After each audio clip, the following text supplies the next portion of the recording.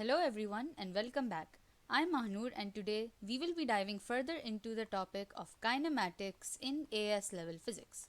Now, so far, not only have we defined some fundamental quantities when it comes to kinematics, but we had also seen how we can conduct what we call a qualitative analysis of different types of motion through what we had further described as a graphical analysis or a graphical approach. What this entailed was basically a description of different types of motion through different kinds of graphs. And we had looked at two types. We had looked at the displacement versus time graphs, and we had looked at velocity versus time graphs and some of their individual features. With that out of the way, we're now ready to dive into a quantitative analysis. For this, we had basically understood that this is where we see and analyze different types of motion numerically, meaning you expect your final answer to be some kind of a number. And since this is a numerical approach, we expect ourselves to be dealing with equations. Now, we're not entirely new to the idea of equations, because if you recall from our very first lecture, we had looked at two specific equations related to two fundamental quantities that we had introduced in regards to kinematics. One was the definition of velocity, which was that it was the rate of change of displacement covered per unit time. And then for acceleration, we had defined it as the change in velocity, meaning final velocity v minus initial velocity u divided by time interval t. Now, here do note that I am avoiding using the symbol delta to represent a change only for the sake of convenience and ease. Now, with these equations, they're all well and good. But it turns out that we have four even more important equations of motion. They're namely as follows. We have v equals u plus a times t. S equals half times u plus v times t. S equals ut plus half times at squared, and then finally 2as equals v squared minus u squared. These equations are special in that they apply to those kinds of motion that have constant acceleration. So these work only for objects moving with constant acceleration.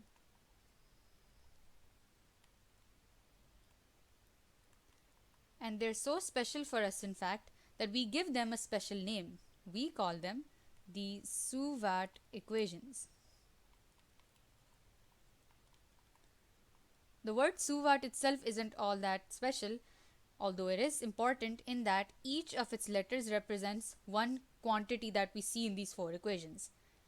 S represents displacement.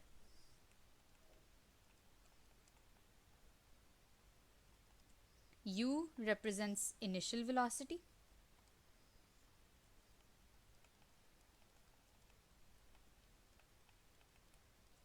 V represents final velocity.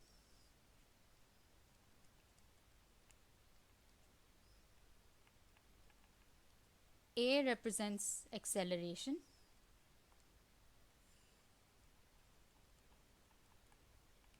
And then you can guess, T represents time.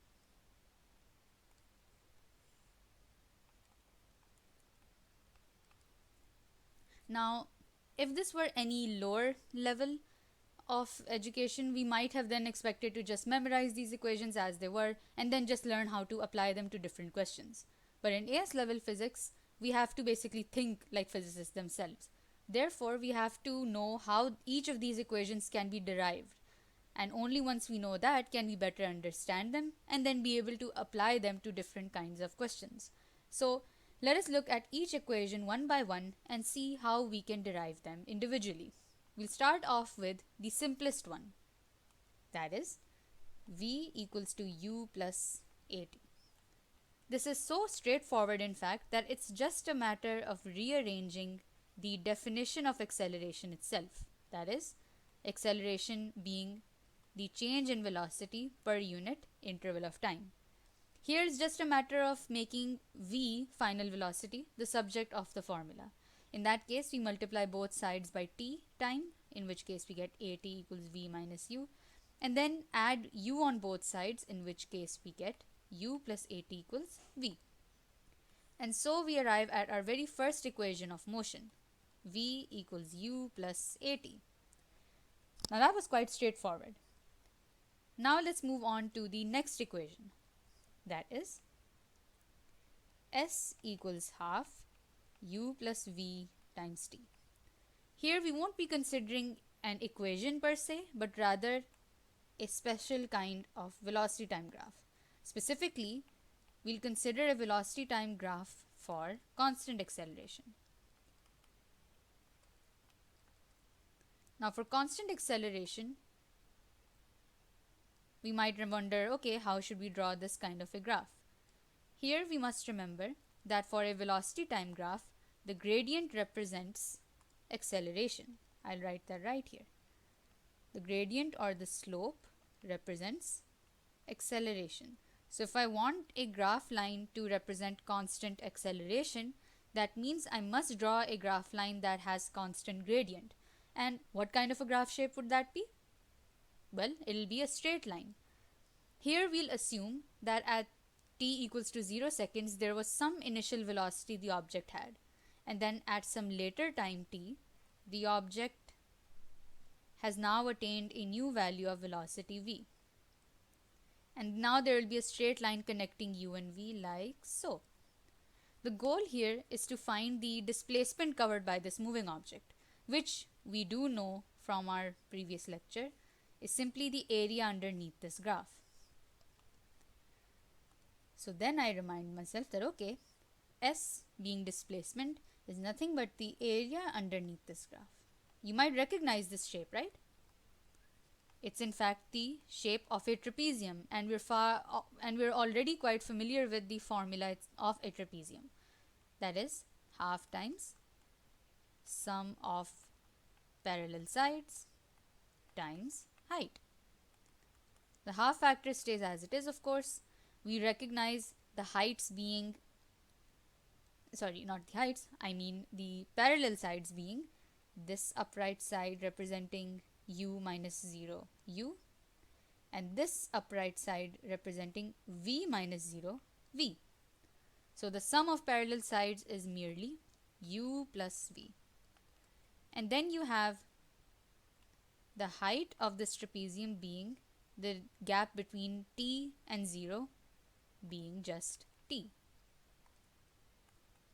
And so we arrive at our second equation of motion, s equals half u plus v times t.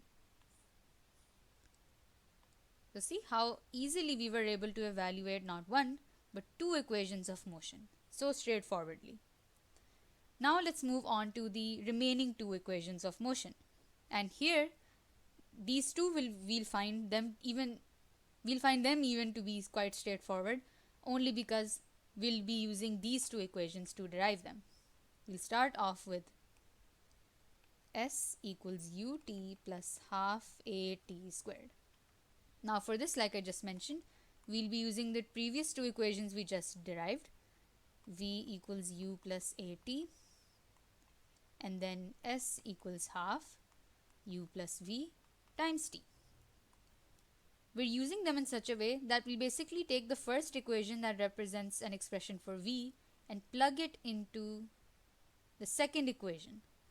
When we do that, we get the following: u plus, and instead of v, I'll write u plus at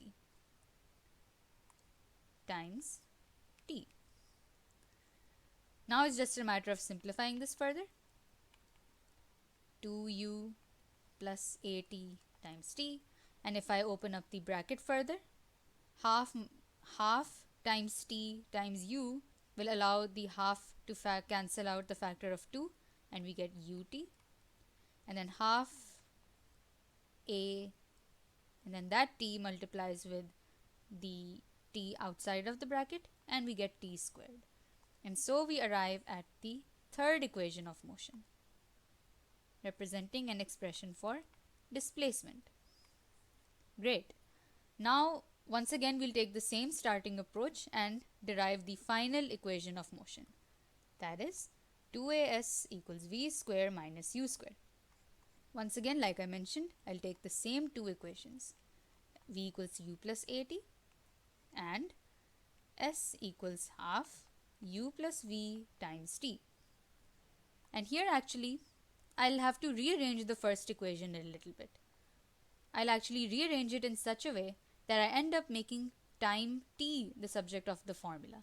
In which case I have to merely subtract u on both sides and I get v minus u equals at, and then divide acceleration a on both sides to get v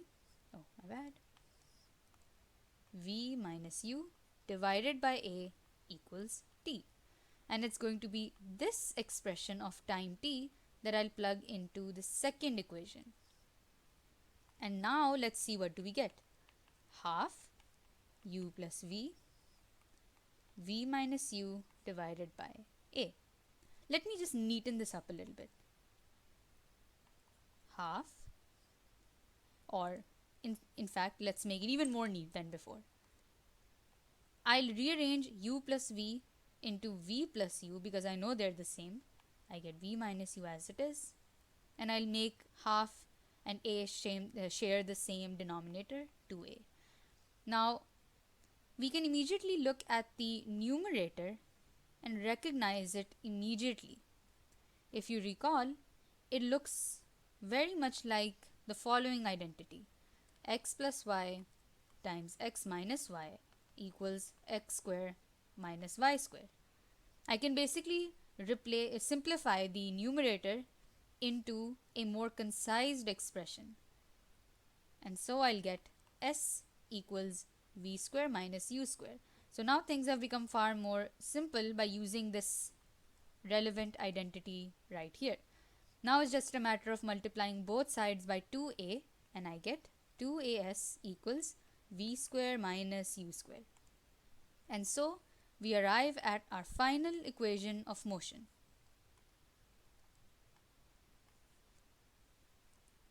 And so we have understood where all of these equations are coming from in terms of their derivations. And with that, we'll have a far more better grasp at understanding how each of these equations can be used in different kinds of questions. So let's give one a try together. So here we have the following question. A sprinter runs a 100-meter race in a straight line. He accelerates from the starting block at a constant acceleration of 2.5 meters per second square to reach his maximum speed of 10 meters per second. He maintains this speed until he crosses the finish line. Which time does it take the sprinter to run the race? So we basically have to find the time duration for the entirety of the race. And to do that, it's best to describe the whole race in a more diagrammatic fashion. So let's do that first. So here you have the racetrack, and here's the starting block from which you have this sprinter starting his race. Now, as all races start, this sprinter is going to start with an initial velocity of 0 because all races start from a position of rest. Constant acceleration takes place from this point up to a point where a maximum speed of 10 meters per second is reached. Now, the catch here is that this maximum speed is not reached once the final finish line is reached.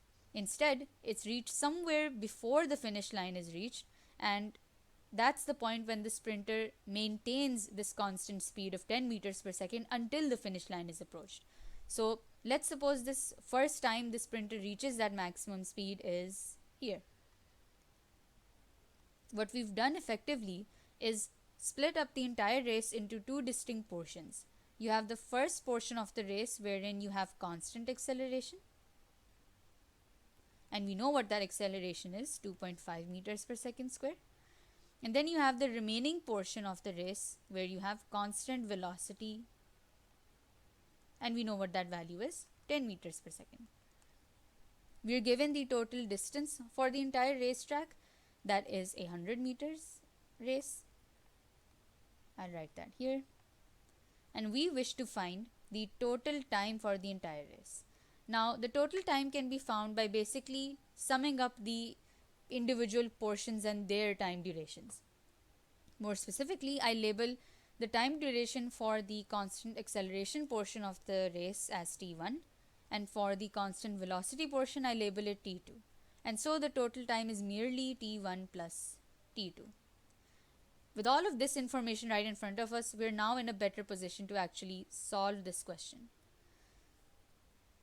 And we'll do it by treating both t1 and t2 separately. If we take t1 into consideration, here we can apply one of the SUVAT equations, because this involves constant acceleration. And there is only one formula that doesn't contain displacement, which is v equals u plus at. All I need to do now is plug in the numbers. 10 equals 0 plus 2.5 times t. So divide 2.5 on both sides. I get this. And so t1 becomes 4 seconds. Now comes the point where we need to find t2. Since this is a motion that involves constant velocity, there is one formula that I can use. In fact, there is only one formula that is possible to use here. That is the definition of velocity as displacement covered over that time interval t2.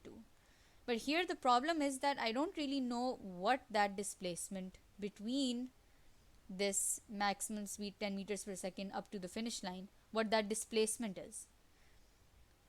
I can figure out that displacement if I do know what this displacement is, and I know what the total displacement is. So in fact, let me draw this separately to make it a bit more clear. I do know once again that I have the following racetrack. Let me shift it here. That's my racetrack, right? Let's say that's the starting block. That's the point where constant acceleration stops at a maximum speed of 10 meters per second. And that's, let's suppose, your finish line. We know the total distance is 100 meters. I can use one of the SUVAT equations to figure out what the distance is or displacement is in the constant acceleration portion of the race. I'll call that S1. And then figuring out what S2 is, which is precisely that unknown value S, that becomes pretty easy. S is simply 100 minus S1.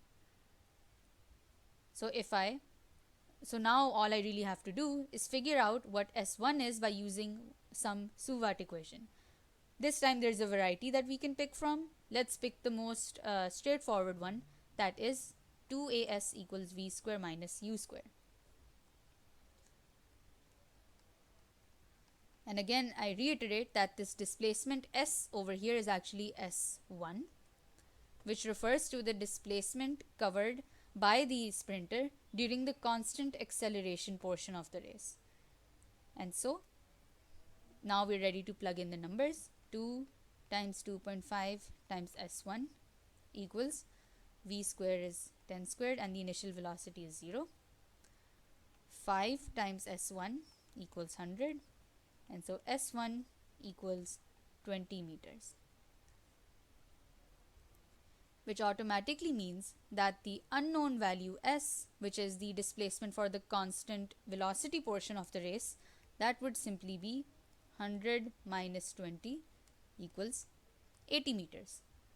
Now that we have this, we can easily use our formula for constant velocity to find T2 individually. T2 would just be a rearrangement of that initial equation, S over V, S, where V is that maximum velocity. 80 divided by 10 gives us 8 seconds. And now we have T1 as well as T2. Therefore, the total time evaluated is simply 4 plus 8, 12 seconds. So, a bit lengthy, yes, but we can see how SUVAT equations and even the equations, the one equation for constant velocity works very well in numerically analyzing different types of motion. So I hope this helps, and go over these once again so that later on when we encounter different kinds of questions, you'll be better prepared in attempting them. Thank you.